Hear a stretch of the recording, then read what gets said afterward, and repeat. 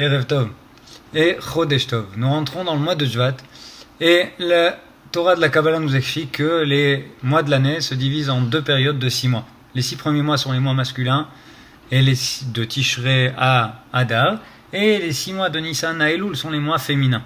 Les mois de l'hiver où se trouve la pluie, ça représente le masculin, l'influence, et le réceptacle, c'est le mois du dévoilement, de la floraison, des fruits, du dévoilement, c'est les mois de Nissan, du printemps, à Elul, à la fin de l'été.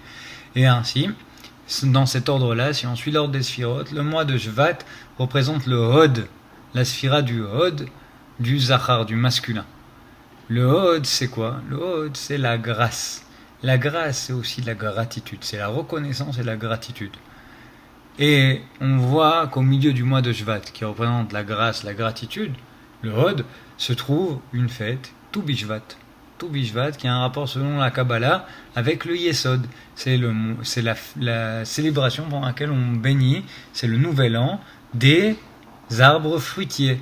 C'est-à-dire que la croissance, le nombre de fruits, la fructuation, l'abondance des fruits dépend de Tu Bishvat. C'est une force du Yesod. Le Yesod, c'est le fondement qui représente l'influence. Tzadik Yesod Olam, c'est Yosef qui est le Mashbir qui nourrit le monde entier, qui est le centre des influences et qui les distribue. Et ainsi, on voit ce lien-là dans le mois de Shvat. On voit ce lien-là aussi dans une bracha qu'on dit pendant la Tefila, la bracha de Mekabetz Nitre Amo Israël. Dans cette bracha-là, de ramener tous les exils d'Israël, il y a aussi une kavana qui apparaît dans les Sidurim de cette Faradim très souvent, une kavana du Harizal qui explique que un de ses travaux est de ramener toutes les Nitzotse Keri, la semence de l'homme qui, Ras Shalom, s'est dispersée de façon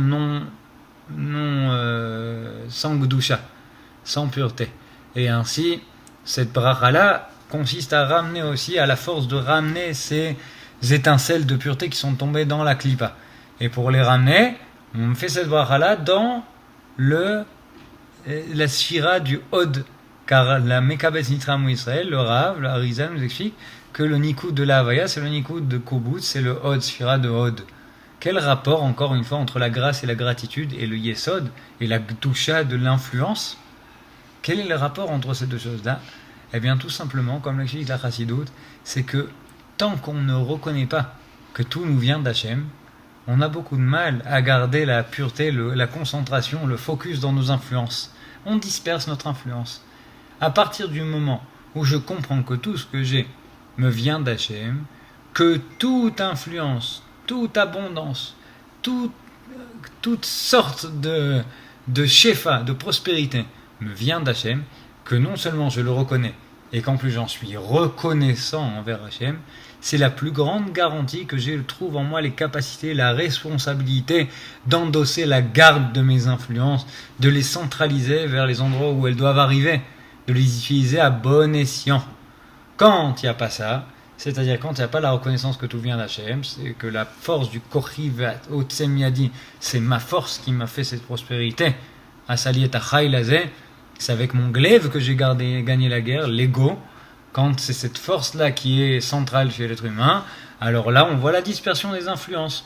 Le Lachon qui représente la Shmirat Abrit, dès que c'est mon ego qui prend le contrôle, je fais du Lachon Hara. Pourquoi? Parce que le Lachon Hara consiste à m'élever en abaissant les autres. Prendre une place centrale. Donc comment je fais ça? J'abaisse les autres, regardez comme ils sont petits, et regarde celui-là comment il se comporte, regarde celui-là ce qu'il fait, regarde celle-là ce qu'elle fait, et comme ça, moi je reste le seul grand, c'est comme ça que le Baal Lachon Hara, il voit son histoire. Et il en va de même avec toutes les autres sortes d'influences, l'argent. Quand c'est le Hotzem, Kochiv Hotzem Yadi qui prend le contrôle, c'est quoi l'argent? C'est pour acheter des belles choses, pour avoir une grande maison très très orgueilleuse, très très pleine de bijoux, pleine de belles voitures, pour que tout le monde voit bien que je suis plus grand que les autres. Et Chas Shalom, la Shmira de la Brite, c'est la même chose. C'est le masculin, c'est comme le lion. Il doit avoir beaucoup de lions, sinon c'est pas un bon lion. Ça, c'est le Kochiv Otsem Yadi. Par contre, dès que j'ai la reconnaissance, dès que je suis reconnaissance que tout vient d'Hachem, qu'en fait, j'ai rien à moi. Donc, je commence à retrouver le concept de l'humilité.